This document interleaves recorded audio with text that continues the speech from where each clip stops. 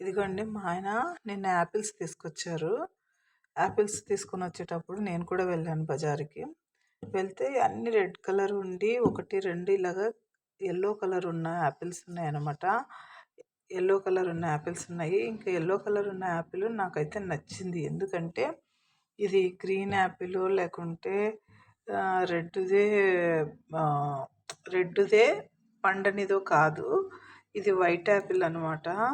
ఇది ఇది ఓపెన్ చేసి లోపల షీడ్స్‌తో మనం ముక్కను వేసుకోవచ్చన్న ఉద్దేశంతో నేను తీసుకొచ్చి దీన్ని శుభ్రం చేశాను. అందుకే ఇది మీ ఎదురుగానే ఓపెన్ చేస్తున్నాను. ఇది చాలా రోజుల నుండి ఉందంట షాప్‌లో. ఎవరు కొనుక్కోలేదు. ఇది తినడానికి పనికి రాకున్నా కనీసం దీని షీడ్స్ కోసమన్నా యూజ్ అవుతుందని తెచ్చాను. యాపిల్ అయితే మొత్తం పాడైపోయిందండి. పాడైపోయినా పర్లేదు. నాకు షీడ్స్ కావాలి. షీడ్స్ ఉంటాయి ఖచ్చితంగా. ఆ షీడ్స్ కోసమే నేను తెచ్చుకున్నాను ఈ పండుని.